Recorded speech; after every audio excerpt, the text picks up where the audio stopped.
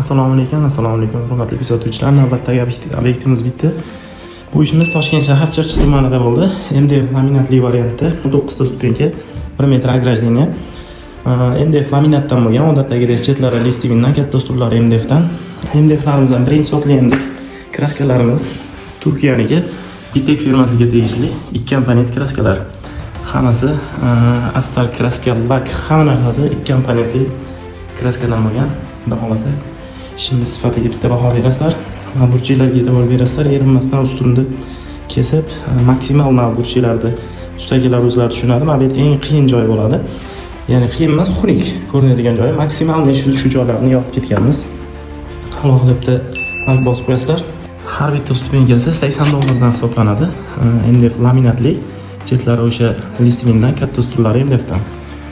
Ishimiz sifatiga baho berasizlar. MDF laminat eng arzon variant bo'lgani bilan kraskalarimiz sifati hech narsa o'zgarmaydi, faqat stupenkasi MDF laminatdan bo'ladi. Kraskalar o'sha 2 komponent Bitek firmasiga tegishli kraskalar. Bizdan uzoqlashmanglar, inshaalloh keyingi ishlarga ham bitta qo'yib boramiz.